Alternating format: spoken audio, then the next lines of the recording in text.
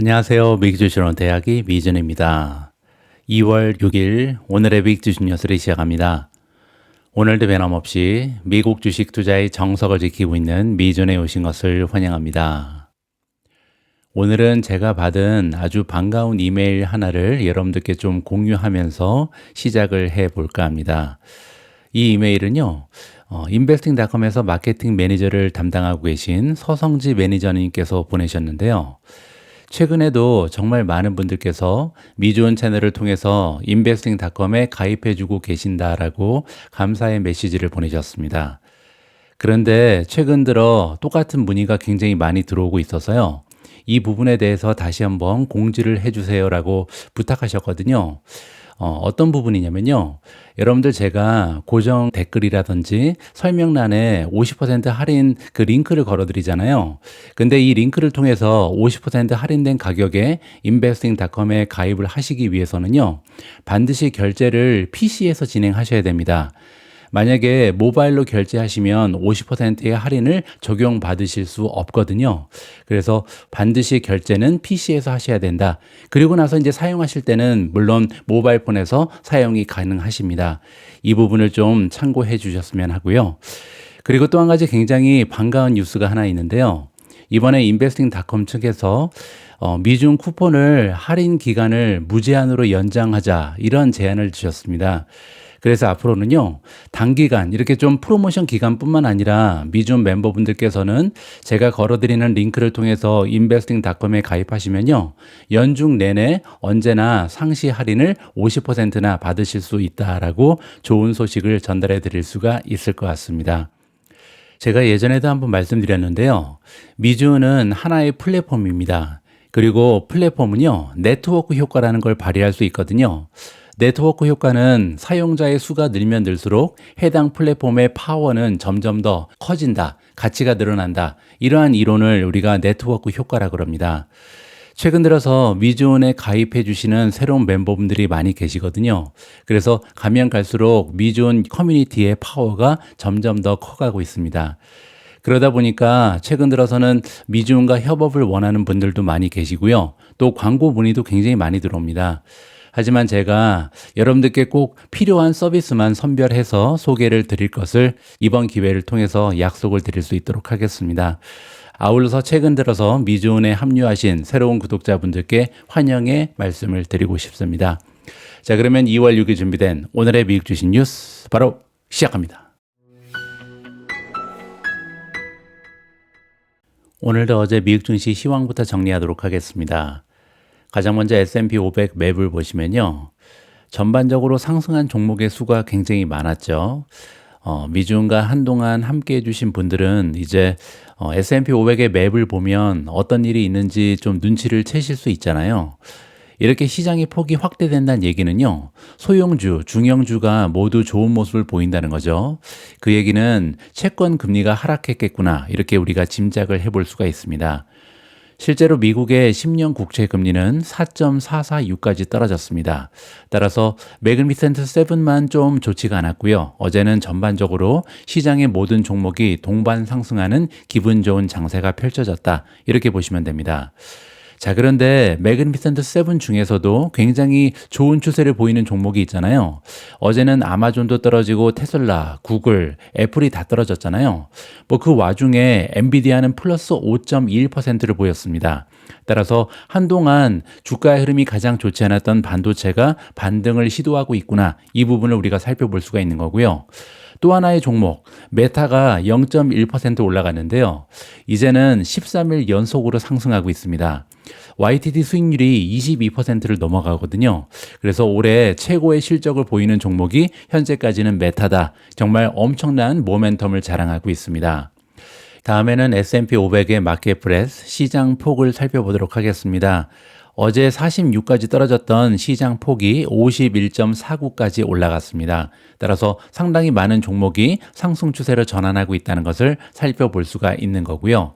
그리고 공포지수도 많이 떨어졌죠. 어제는 200일 이평선 위쪽에 있었는데요. 이제는 15.88까지 떨어졌습니다. 시장의 변동성이 잠잠해진다는 것은 상승장이 나타날 가능성이 높다. 이렇게 긍정적으로 해석이 가능하겠죠. 다음에는 공포 탐욕 지수인데요. 어제 39에서 한 단계 올라가서 40으로 상승했습니다. 시장의 공포감이 조금씩 잦아지고 있다. 이렇게 보시면 되고요. 초이스 스탁의 마켓스코어 역시 52를 보이면서 지금 현재로서는 매수 의견을 보이는 종목의 수가 매도 의견을 보이는 종목의 수보다는 조금 더 많다는 것을 확인해 볼 수가 있겠습니다. 자, 그리고 여러분들 참고로요. 이번 주말에는 초이스 스탁의 김인중 대표님께서 미주원에 방문해 주십니다. 오래간만에 저희가 미국 주식 초등학교 녹화를 오늘 진행하거든요. 주말에 방송되는 미국 주식 초등학교도 많은 분들의 시청을 부탁드립니다. 다음에는 미주온 탑픽의 성적입니다. 어제는 미주온 탑픽이 전반적으로 굉장히 좋았습니다. 아무래도 인공지능 수혜주들이 모두 반등을 시도하고 있기 때문인데요. 마벨 테크놀로지가 6.17% 올라가면서 가장 좋았고요. 엔비디아가 플러스 5.21, 세 번째로 크레도 테크놀로지가 4.38% 올라가면서 지난 일주일간의 수익률이요. 무려 35%를 넘어가고 있습니다. 네 번째로 브로드컴이 4.3% 올라갔고요. TSMC 플러스 2.2, 비스라 플러스 1.95, 비트코인이 1.28% 올라가면서 98,690에 있습니다. 탈렌 에너지 역시도 0.61% 추가적으로 상승을 했고요. 메타가 플러스 0.10, 팔란티어부터는 떨어졌습니다. 2.38% 폭등 이후에 잠시 주춤하는 모습을 보여주고 있고요. 아마존이 마이너스 2.43, B2가 마이너스 2.79, 앱 러빈이 마이너스 3.15, 테슬라 마이너스 3.58, 마지막으로 구글이 어닝 결과를 발표하고 나서 7.29% 급락하는 모습을 보여줬습니다. 어제는 엔비디아 주식이 5% 이상 급등하면서 시장을 장악했습니다. 어제 시장의 상승 추세를 이끌었던 엔비디아 관련된 긍정적인 뉴스 하나가 있어서요. 이 부분을 먼저 공유해 드릴 수 있도록 하겠습니다.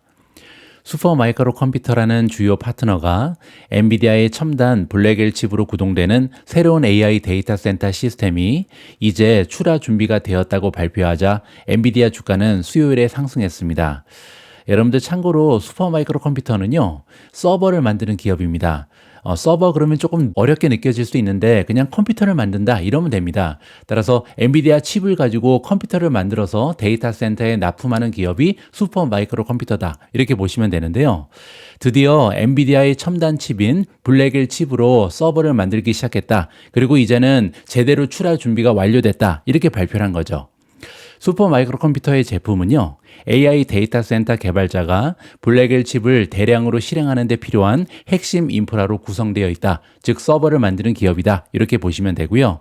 수요일에 발표된 성명에서 회사는요, 완전 생산 가용성에 도달했다라고 밝혔습니다. 이제는 풀로 생산할 수 있다는 거죠. 이 소식은 엔비디아 공급망 재앙에 대한 우려를 완화하는 데 도움이 되었습니다. 우리가 잘 알고 있는 것처럼 엔비디아의 매출은요, 얼마나 빨리 만들어서 팔 수 있는가 여기에 달려 있습니다. 수요는 넘쳐나잖아요. 따라서 공급이 가장 커다란 문제인데 어제 발표된 뉴스에 따르면 공급망 제약이 풀리기 시작했다. 이제는 완전한 생산 가용성에 도달했다라는 긍정적인 뉴스가 보도가 되고 있습니다. 우리가 잘 알고 있는 것처럼 엔비디아는요, 새로운 블랙엘 칩 생산을 위해 공급망을 확대하는 데 어려움을 겪고 있었습니다. 칩에 대한 수요가 공급을 계속 초과하고 있고요. 특히 이 회사는 제품을 만들기 위해 맞춤형 부품이 필요한 상황에서 대규모로 공급망을 확대하는 것이 얼마나 복잡한 일인지 설명해 왔습니다.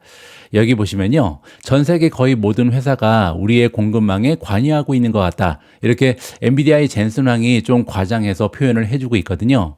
11월에 있었던 애널리스트들과의 어닝콜에서 이렇게 얘기했고요. 그 어닝콜에서 그는 또한 SK 하이닉스, TSMC, 폭스콘과 함께 슈퍼마이크로를 파트너로 언급한 바가 있습니다. 따라서 슈퍼마이크로 컴퓨터가 드디어 엔비디아의 호퍼 칩이 아니라 블랙엘 칩을 가지고 새로운 서버, 업그레이드된 서버를 만들기 시작했다. 이러한 소식이 전달이 되면서 엔비디아 주가가 급상승할 수 있는 계기가 마련됐다. 이렇게 정리하면 좋을 것 같습니다. 제가 예전 방송에서 한번 말씀드렸는데요. 엔비디아 주가는 조금 좋지 않을 것으로 우리가 예상을 할 수 있었습니다. 왜냐면 불과 3년 전이죠. 2022년에 비슷한 일이 있었거든요. 그때는 GPU 이름이 암페어였는데요. 암페어를 이제 우리가 잘 알고 있는 호퍼로 업그레이드하는 과정에서, 그러니까 아키텍처를 바꾸는 과정에서 엔비디아 주가는 엄청나게 하락한 적이 있었거든요. 이번에도 역사는 반복됐죠. 따라서 엔비디아가 이렇게 새로운 칩으로 이전하는 과정에서는 엔비디아 주가가 항상 흔들리는 경향이 있다. 그 와중에 변동성도 굉장히 커지고요. 또 칩에 지연 현상이 나타나게 되면 따라서 생산이 제대로 되지 못한다. 이런 소문과 루머로 인해서 항상 엔비디아 주가는 흔들린다는 것을 다시 한번 기억할 필요가 있을 것 같습니다. 자, 아무튼 예전에도 엔비디아의 GPU가 암페어 아키텍처에서 호퍼로 바뀔 때는요, 한동안 굉장히 어려움을 겪었지만 생산이 본격적으로 가속화되자 엔비디아의 주가는요, 신나게 달린 바가 있습니다. 따라서 이번에도 엔비디아의 역사가 반복된다면 다시 한번 이제 호퍼칩에서 블랙엘로 성공적으로 전환을 마치면서 생산이 가동화되면요, 엔비디아 주가가 다시 한번 신나게 달릴 날이 멀지 않았다. 이렇게 기대가 가능할 것 같습니다. 엔비디아 주가 차트 잠깐 보여드리죠. 보시는 것처럼 박스권을 잠깐 형성하고 있습니다.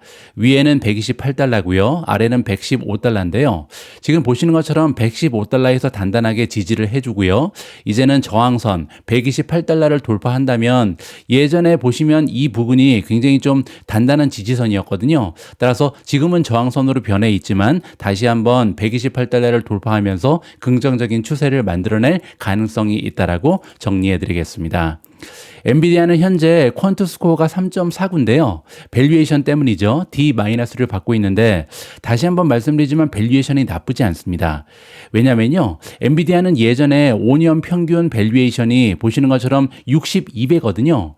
원래는 향후 1년 동안 만들어낼 것으로 기대되는 순이익에 비해서 거의 63배를 줘야 살 수 있는 주식인데요.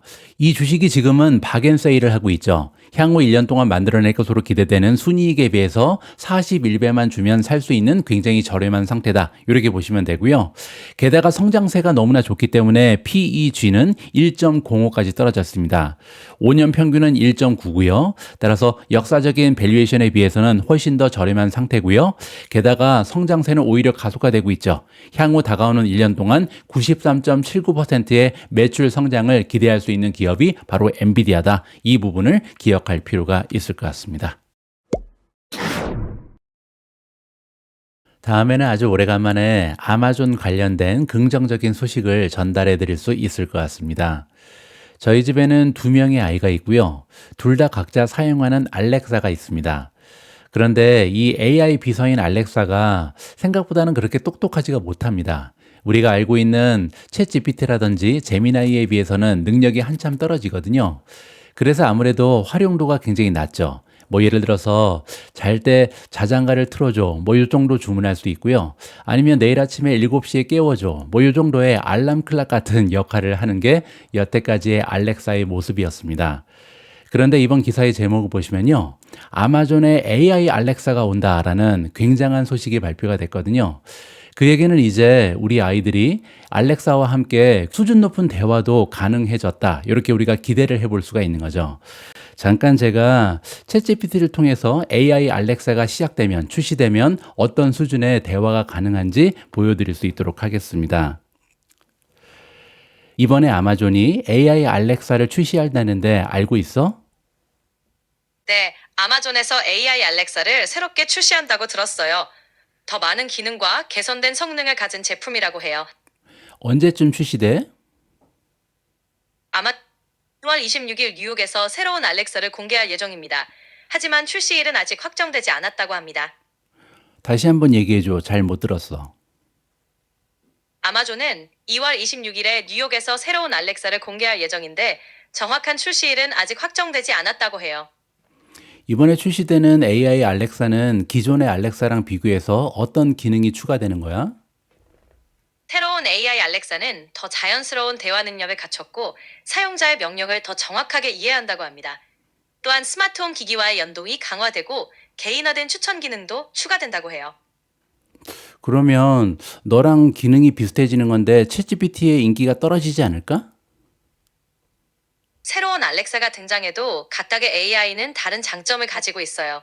알렉사는 스마트홈 기기 연동의 강점이 있고 챗GPT는 다양한 문맥에서의 대화 능력이 뛰어나죠. 각자의 장점을 살려서 새로 다른 용도로 사용될 것 같아요. 알았어. 좋은 정보 고마워. 천만에요. 궁금한 거 있으면 언제든지 물어보세요. 예, 오늘은 이렇게 챗GPT를 통해서 아마존의 새로운 AI 알렉사에 대해서 공부를 좀 해봤습니다. 잠깐 기사도 좀 읽어보시죠. 아마존은 2월 26일 뉴욕에서 신제품 행사를 개최할 것으로 수요일날 발표가 났고요. 이 행사에서 아마존은 오랫동안 기다려온 알렉사 디지털 어시스턴트 업데이트를 제공할 것으로 예상이 나와 있습니다. 그리고 또한 아마존 대변인이 직접 이 행사에 알렉사 팀의 소식이 포함될 것이다, 이렇게 확인도 해줬고요. 아마존은 더 발전된 인공지능 기능을 갖춘 음성 인식 소프트웨어인 알렉사의 새로운 버전을 출시하기 위해 경쟁을 하고 있는데요. 예를 들어서 오픈 AI의 챗 GPT, 구글의 제미나이, 마이크로소프트의 코파일럿, 그리고 아마존과 다른 투자자로부터 수십억 달러를 조달한 인공지능 스타트업 기업인 엔트로픽, 이 엔트로픽이 만든 챗봇은 클로드라고 부릅니다. 이렇게 다양한 생성형 인공지능 분야의 경쟁이 계속해서 심화되고 있다는 것을 우리가 살펴볼 수가 있겠죠. 로이터 통신은 익명의 소식통을 인용해서요, 아마존의 경영진이 2월 14일에 승인 불승인 회의를 개최할 예정이라고 보도했습니다. 이 회의는요, 업그레이드된 알렉사를 가지고 대중하게 공개해도 되는지 이거를 준비하기 위한 일환이다, 이렇게 보시면 되고요. 아마존은 2023년에 새롭게 디자인된 알렉사를 처음으로 선보인 바가 있습니다.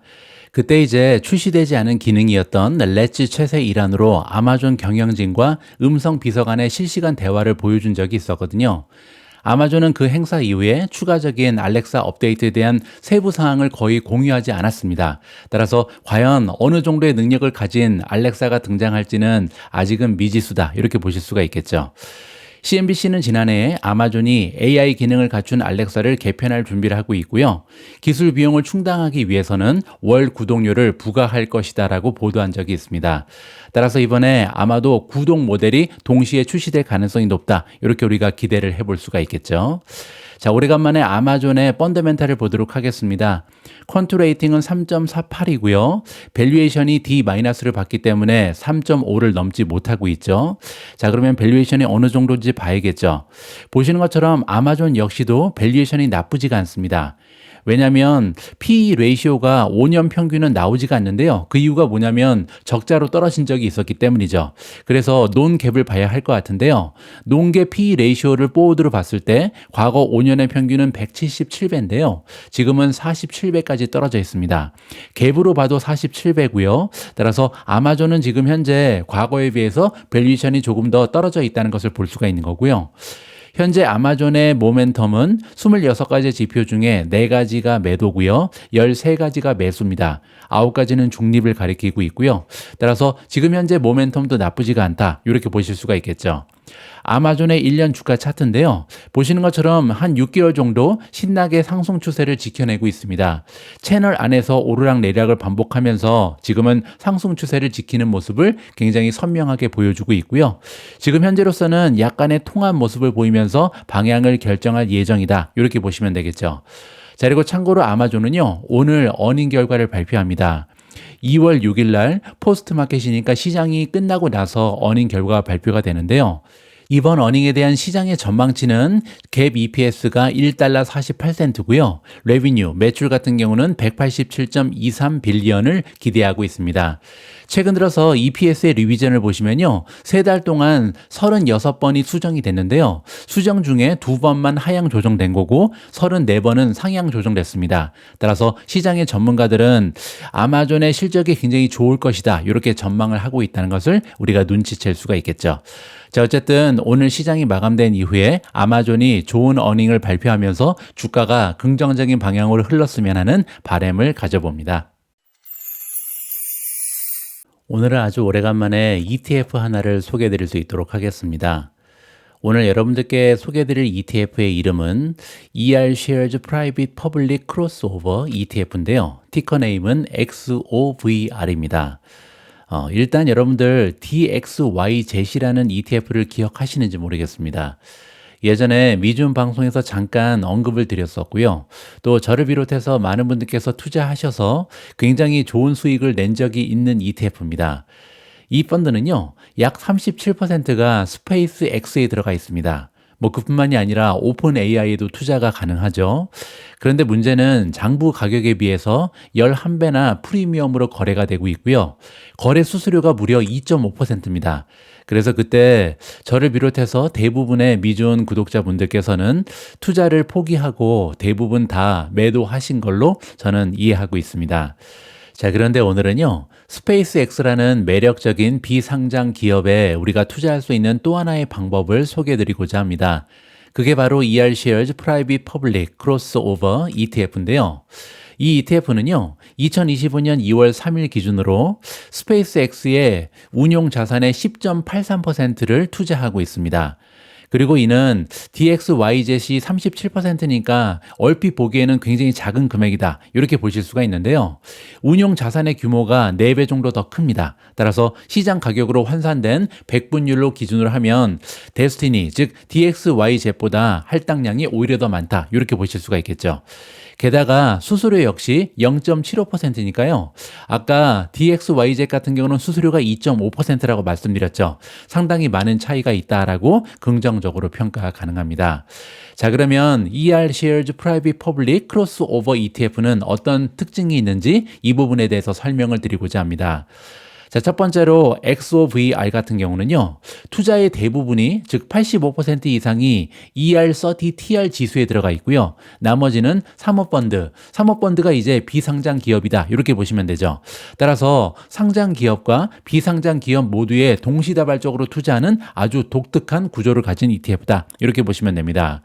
자, 그리고 투자 자금의 85%가 추종하는 ER30TR 지수는요, 모멘텀을 중시 여기고 또 섹터의 분산이라든지 성장성, 밸류에이션, 레버리지, 시가총액도 본다고 합니다.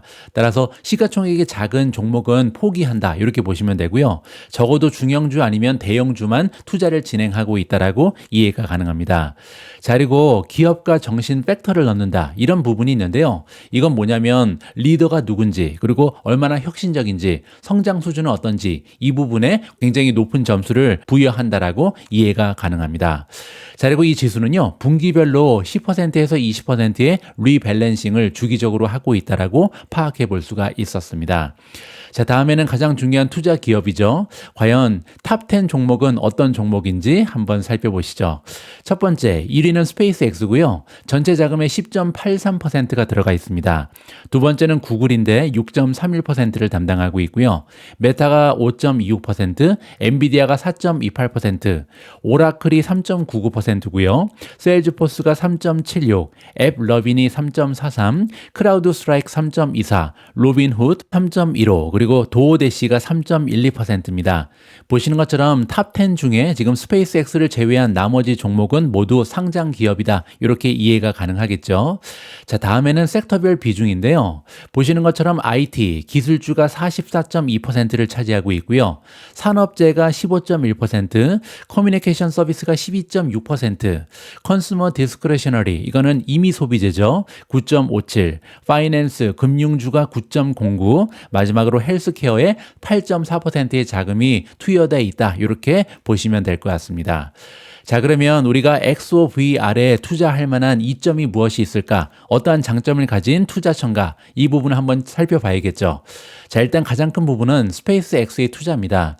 우리 같은 개인 투자자들은요, 스페이스X에 투자하는 방법이 굉장히 제한적이잖아요. 그래서 스페이스X에 투자할 수 있다는 것만으로도 투자 매력은 충분하다. 이렇게 이해가 가능한데요. 높은 프리미엄을 가진 폐쇄형 펀드와는 달리 XOVR은요, 공정성과 투명성을 보장하는 순자산 가치, 우리가 NAV라고 부르는 건데요. 이러한 순자산 가치를 바탕으로 스페이스X에 대한 접근성을 제공한다. 따라서 스페이스X의 순자산 가치를 가지고 투자할 수 있는 유일한 방법이 아마도 이 XOVR이 아닐까. 아까 말씀드린 것처럼 데스티니 같은 경우는 프리미엄이 너무나 많이 붙기 때문에 이런 투명성과 공정성이 떨어진다. 이렇게 보시면 되겠습니다.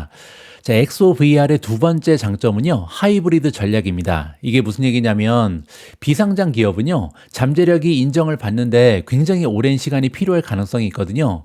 최소한 몇 년 이상은 기다려야 열매를 맺을 가능성이 있는 거죠. 하지만 XOVR은요, 상장 기업들이 펀드의 85%를 차지한다. 이렇게 말씀드렸죠. 따라서 단기적인 성과에도 도움이 될 수 있다. 따라서 단기적으로도 성과를 올리고 또 장기적으로 스페이스X 같은 기업은 보유하면서 장기적인 성과에도 기대를 걸어볼 수 있는 하이브리드 전략이다. 이렇게 보시면 됩니다. 세 번째는요, 아까 말씀드린 것처럼 기업가 정신에 중점을 둔다. 이 펀드는요, 기업가 정신을 가진 회사에 중점적으로 투자를 하고 있고요. ERShares는 이것이 더 나은 성과를 가져온다라고 주장하고 있습니다. 마지막은 유동성인데요. XOVR은 일반적인 ETF입니다. 따라서 우리가 전통적인 사모펀드에 투자하게 되면 락업 기간이 있기 때문에 매일 사고 팔고를 할 수는 없거든요. 하지만 이거는 일반적인 ETF이기 때문에 우리가 원할 때 언제나 매도 매수가 가능하다. 이것이 굉장히 중요한 하나의 장점이 될 것 같습니다. 물론 리스크도 많습니다. 첫 번째로 이제 사모펀드의 가치를 평가하는 부분인데요. 비상장 기업의 가치를 평가하는 것은 상장 기업에 비해서 훨씬 더 어렵죠. 따라서 얼마나 이게 과대평가되어 있는지 우리가 가늠하기는 조금 어렵다. 지금 현재 우리가 스페이스X에 투자하는 것이 과연 적절한 투자인가? 이 부분을 가늠하기가 굉장히 어려운 부분이다. 생각해 볼 필요가 있겠죠. 자, 그리고 개별 보유 자산의 유동성인데요. 이건 무슨 얘기냐면 ETF 자체는요, 굉장히 유동적입니다. 우리가 원할 때 사고 팔 수 있죠. 하지만 기초가 되는 개별 투자 종목은 그렇지 않거든요. 따라서 이로 인해서 시장에 굉장히 불안한 시기가 오면, 따라서 뭐 리세션이 온다던가 어려운 시기가 다가오면 펀드를 관리하는데 어려움을 겪을 가능성이 있다. 이 부분은 굉장히 잠재적인 리스크로 이해가 가능합니다. 자, 그리고 마지막으로 정말 최악의 상황인데요. 지금 AUM을 기준으로 했을 때 Asset Under Management의 약자죠. 운용하고 있는 자금의 규모를 봤을 때 지금 2억 달러 정도거든요. 뭐 엄청나게 작은 건 아닙니다. 하지만 그럼에도 불구하고 장기간 동안 자금이 유출된다면 결국은 폐쇄될 가능성도 있다. 이렇게 우리가 커다란 리스크를 생각할 필요는 있을 것 같습니다. 물론 DXYZ보다는 훨씬 더 큽니다. DXYZ는 AUM이 5,800만 달러에 불과하거든요. 따라서 거의 4배 정도 규모는 더 크다. 이 부분을 우리가 이해해 볼 수가 있고요. 자, 결론입니다. 일단은 변동성을 주의할 필요가 있는데요. XOVR은 상장 기업에만 투자하는 전통적인 ETF보다는 변동성이 더 클 가능성이 높습니다. 뭐 물론 그렇다고 해서 뭐 비트코인이라든지 아니면 테슬라, 엔비디아 이렇게 개별 종목에 투자하는 것보다는 오히려 안정적인 주가의 흐름을 보일 가능성은 있고요. 자, 다음에는 리스크 부분인데요. 우리가 감수해야 되는 리스크가 어떤 것이 있는지 이 부분을 이해해 볼 필요가 있겠죠.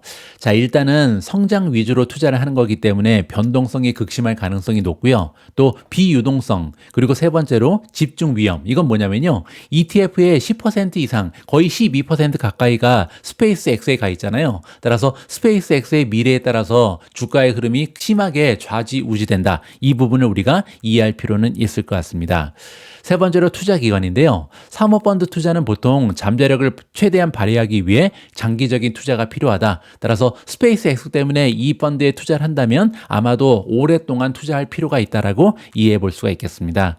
자, 마지막으로 분산 투자인데요. 반드시 다각화된 포트폴리오의 일부만 할당하는 것이 중요하다. 따라서 여러분들께서 가지고 계신 포트폴리오에 단 하나의 종목으로 추가하시는 것이 좋지, 이거를 ETF라고 해서 이 ETF 하나에 몰빵하는 것은 결국 바람직한 합리적인 투자 방법은 아니다라는 것이 저희 개인적인 판단입니다.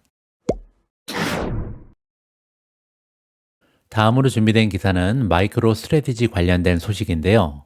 이제는 마이크로 스트래티지라는 이름은 역사 속으로 사라지게 됐습니다. 왜냐하면 이 기업은요, 사명을 변경하면서 이번에 새로운 투자 지표를 제시했거든요. 무슨 얘기인지 굉장히 궁금해지죠. 이전에 마이크로 스트래티지로 알려졌던 비트코인의 최대 기업 보유자인 스트래티지는요, 야심찬 자본 조달 목표의 거의 절반을 이미 달성했다. 이렇게 자랑했습니다. 이 회사는요, 3분기 말부터 205억 달러에 21만 8,887개의 비트코인을 새롭게 인수했다. 이렇게 발표했고요. 그렇게 되면서 현재 스트래티지는요, 대차 대조표의 총 공급량의 약 2%에 해당하는 47만 1,107개의 비트코인을 보유하게 됐습니다. 우리는 420억 달러 규모의 자본 계획 중 200억 달러를 이미 완료했다. 그리고 당초 계획보다 훨씬 앞당겨서 완료했다라고 발표를 하고 있습니다. 이 회사는요, 연간 BTC 수익률, 우리가 BTC 일드라고 부르는 거죠. 이거를 작년에 74.3%로 마감을 했습니다. 엄청난 거거든요. 자, 이 비율이 뭐냐면요. 마이크로 스트래티지에 사람들이 투자하는 이유가 뭐냐면 비트코인의 가격이 계속 올라갈 때 이 비트코인의 양을 늘리고 있잖아요. 따라서 비트코인의 보유량이 늘면서 추가적으로 주가가 달릴 수 있다. 이 부분에 베팅을 하는 거거든요. 여기 나와 있는 BTC 수익률이 74.3%라는 것은요. 작년에 비트코인 가격이 올라간 거에다가 74.3%를 추가적으로 달릴 수 있다. 이렇게 계산하면 될 것 같습니다. 그리고 또 한 가지, 향후 3년 동안 BTC 수익률 목표치를요, 원래는 6%에서 8%로 예상을 하고 있었는데 이번에 15%까지 상향 조정한다. 이렇게 발표했습니다. BTC 수익률은 회사의 비트코인 취득 전략의 성과를 측정하기 위한 것입니다. 구체적으로는요, 스트래티지의 주식당 보유한 비트코인의 양이 한 기간에서 다른 기간으로 변화하는 비율이다. 자, 쉽게 얘기하면 이겁니다. 마이크로 스트래티지는 계속해서 주식을 발행하잖아요. 따라서 계속해서 희석 효과가 있습니다. 그 얘기는 내가 보유하고 있는 한 주당 가치가 떨어진다는 거죠. 자, 이렇게 희석 효과에 비해서, 그러니까 주식이 올라가는 비율에 비해서 비트코인의 보유량이 얼마나 더 많이 올라가는가, 이걸 계산하는 거거든요. 따라서 작년 한 해 동안은 주식의 개수도 많이 올라갔지만 주식보다 비트코인의 올라가는 비율이 훨씬 더 컸다. 무려 74.3%나 더 많이 올라갔다. 이렇게 이해하시면 됩니다. 이 회사는 4분기에는요, 2.9%의 비트코인 일드를 달성했는데요. 이는 3분기의 5.1%에 비해서는 굉장히 낮은 수치였습니다. 스트래티지 팀은 또한 회사의 미래 성과를 측정하기 위해 몇 가지 새로운 지표를 도입했다. 이렇게 발표했습니다. 첫 번째 지표는 비트코인 게인이라고 부르는데요. 비트코인 게인은 해당 기간이 시작될 때 회사가 보유한 비트코인 수에 해당 기간의 BTC 수익률, 일드를 곱해서 만든 값이다. 이렇게 보시면 되고요.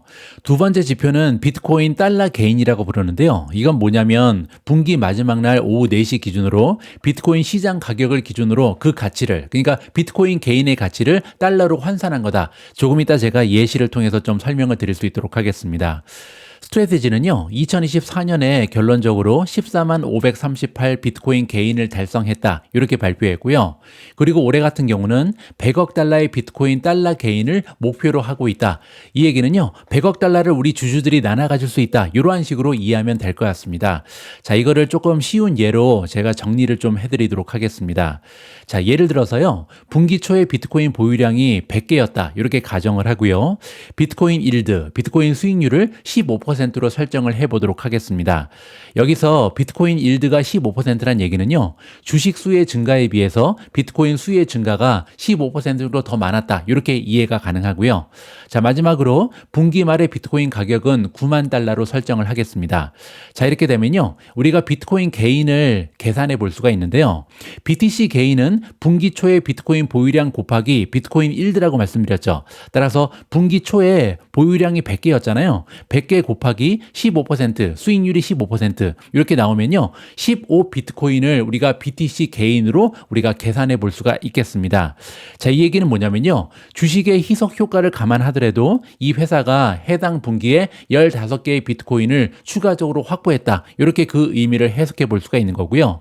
스트래티지에 따르면 2024년에 무려 14만 538개의 비트코인을 이런 식으로 획득했다라고 자랑을 한 거죠.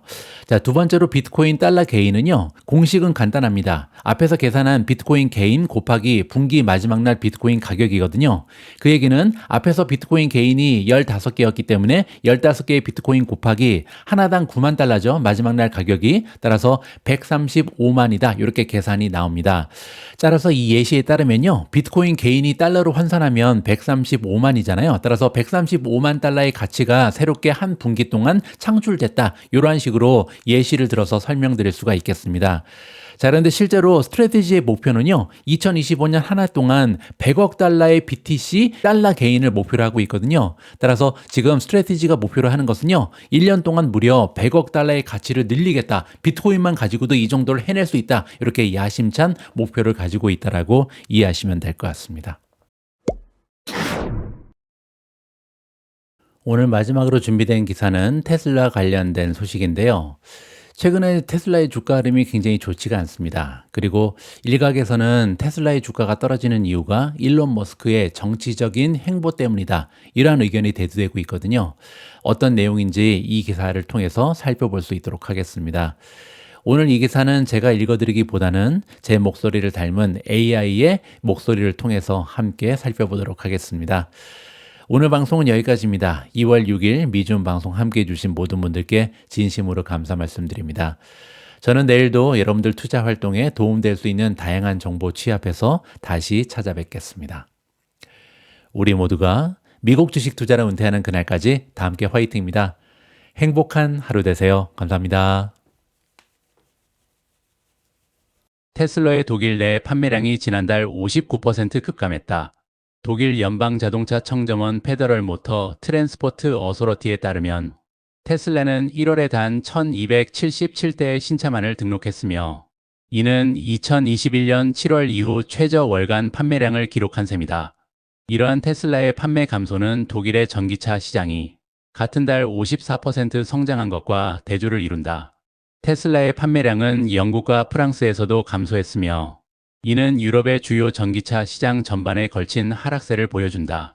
이러한 감소세는 테슬라 CEO 일론 머스크가 독일 극우정당 올터너티브 4 점원이 AFD의 지도자 앨리스 바이델을 공개적으로 지지한 시점과 맞물린다. 머스크는 또한 영국의 키어 스타머 총리와 노동당 정부와도 대립했으며 유럽연합에 대한 관세 폭가를 위협한 도널드 트럼프 미국 대통령과의 관계도 주목받았다. 53세의 머스크는 자신의 소셜 미디어 플랫폼 X에서 앨리스 바이델과 실시간 대화를 나눴는데 이는 연방 선거를 앞두고 AFD를 위한 무료 광고로 여겨졌다. 1월 말 머스크는 당 집회에 화상으로 참석해 독일인들에게 자신들의 문화를 자랑스러워하라고 촉구하며 나치 시대의 전쟁 범죄와 관련된 과거의 죄책감에 너무 집착하지 말라고 발언했다. 이러한 발언은 전후 정체성의 중요한 부분으로 과거사 청산을 다루어온 독일에서 논란을 일으켰다. 올라프 숄츠 독일 총리는 머스크가 유럽연합의 우익 정당들을 지지하는 것을 비판했다. 숄츠는 머스크의 행동을 정말 혐오스럽다고 표현하며 이는 유럽연합의 민주주의에 해가 된다고 말했다. 머스크는 숄츠와 그의 정부를 반복적으로 공격하며 사임을 요구하고 AFD를 독일의 유일한 구원자로 지지했다. 숄츠는 독일의 역사에 대한 머스크의 발언을 비난하며 독일은 계속해서 과거 행적에 대한 책임을 질 것이라고 말했다. 또한 아우슈비츠 수용소 해방 기념식을 언급하며 독일을 나치로부터 해방시키고 민주주의로 돌아가는 것을 도운 미국에 감사하다고 전했다. 숄츠는 머스크가 극우를 지지하는 것에 대해 분노를 표현했다. 머스크는 지난주 트럼프 취임식 행사에서 온라인상에서 나치 경례로 비교된 제스처를 취해 또다시 논란을 일으켰다. 독일 보안당국이 우익 극단주의로 규정한 AFD는 현재 임박한 조기 선거를 앞두고 전국 여론조사에서 2위를 기록하고 있다. 외국 출신 용의자들에 의한 일련의 폭력 사태로 독일 내 이민자 논쟁이 격화되고 있다.